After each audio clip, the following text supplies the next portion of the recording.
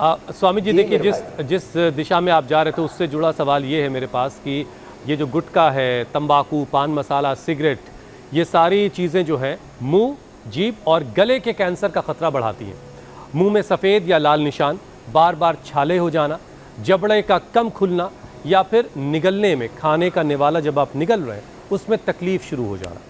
तो स्वामी जी, तंबाकू की तलब रोकने के लिए कोई आसान सा नुस्खा, कोई उपाय आपके पास है? कोई ऐसा घरेलू उपाय जिसको इस्तेमाल किया जाए तो तंबाकू की तलब नहीं होगी?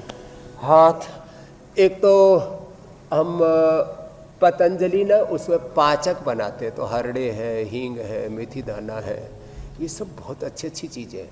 उसमें जो पाचक हरड़े है ना, वो सबसे अच्छा काम करती है अभी तक के हमारे एक्सपीरियंस में। मेथी और हींग आदि भी, और उसमें अजवाइन की गोली भी वो मुंह में डाल लेते हैं ना, उससे तलब हट जाती है। सामान्य रूप से इलायची, सौंफ, थोड़ा उसमें इलायची, सौंफ, थोड़ा सुपारी, हल्का सा उनको सेक करके, थोड़ी लौंग, और उसमें ऐसी चीज़ें मिल जाती है जो लोग मुखवास के लिए, तिल है, सुआ है, बहुत सारी चीज़ें गुजरात और महाराष्ट्र में तो बहुत ज़्यादा प्रयोग करते हैं।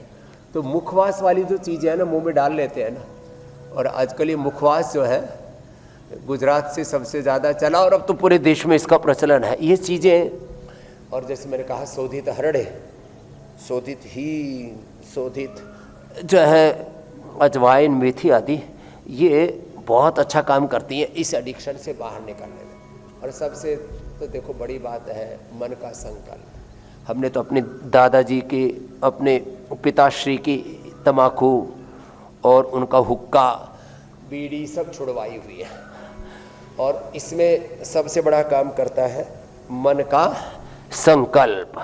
इसलिए मैं तो सबसे कहूँगा, जो भी इन चीज़ों को छोड़ना चाहते हैं ना, तो प्रतिबद्ध होकर के जिस दिन चाहे उसी दिन छोड़ सकते हैं। अरे बीड़ी, सिगरेट, शराब, गुटखा की बात छोड़ो, हमने तो संकल्प किया और घर ही छोड़ दिया। अरे स्वामी जी, और अब बेघर होकर के सबका घर बसाने में लगे हुए सबकी जिंदगी को संकल्प तो स्वामी जी अच्छी बात है, तो मैं लेकिन तो सबसे हर कहूँगा, गली कूचे में, चौक चौराहों पर इतनी आसानी से चीज़ें मिल जाती हैं, और लोग भी राष्ट्र निर्माण के काम में लगे हुए हैं स्वामी जी।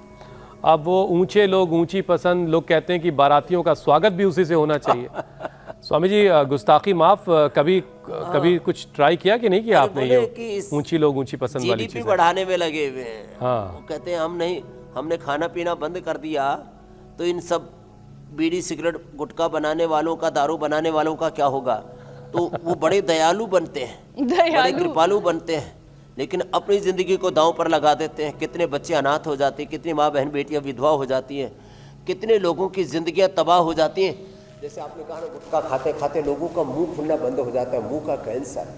कोई एक बार देख लेने तो इधर भयावह दृश्य होते हैं, कोई छू नहीं सकता। फिर गुटखा, मसाला, तम्बाकू आदि।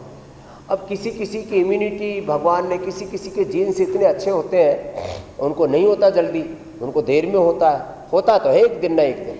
तो लोग फिर क्या होता है, इसका ऐसा तो है नहीं कि मुंह में तम्बाकू लिया और तुरंत ये गुटखा, बीड़ी, सिगरेट, पान मसाला, ये सब खाने वाले क्या कहते हैं? जी मेरी बहन, वो ये कहते हैं, ये इस तरीके के नशा जो लोग मुंह में लेकर चलते हैं, वो ये कहते हैं कि देखो फलाने को, वो कौन सा सिगरेट पीता था, वो कौन सा गुटखा, तम्बाकू खाता था, उसे तो कैंसर हो गया, मैं खाता हूँ, मुझे कैंसर नहीं हुआ। तो इस तरीके के लोग अजीब अजीब से एग्जाम्पल्स देते हैं और खाने का बहाना ढूंढते हैं। और स्वामी जी, ये वाकई में सच है, कई लोग जो अच्छी दिनचर्या में हैं, उन्हें भी कैंसर हो जाता है, तो चीजें बहुत हैरान करती है।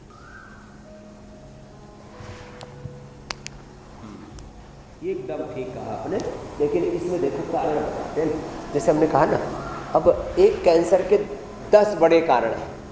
अब उसमें उसकी इम्यूनिटी लो हो सकती है, उसको जेनेटिक रीजन से हो सकता है, कोई ऐसी चीज़ें खाने पीने में आ रही है, कुछ इस तरह का परिवेश है वहाँ पर, अब कुछ ऐसे इंडस्ट्रियल एरिया है कि अलग अलग चीज़ें हैं। तो जो हमने प्रारंभ में बताया, खान पान से लेकर के, पोल्यूशन से लेकर के, जेनेटिक स्ट्रक्चर से लेकर के, इम्यूनिटी से लेकर के, आज कुछ सूक्ष्म जीव हमको प्रसाद दे रहे हैं, इसलिए हम खुजली करते करते योग कर रहे हैं।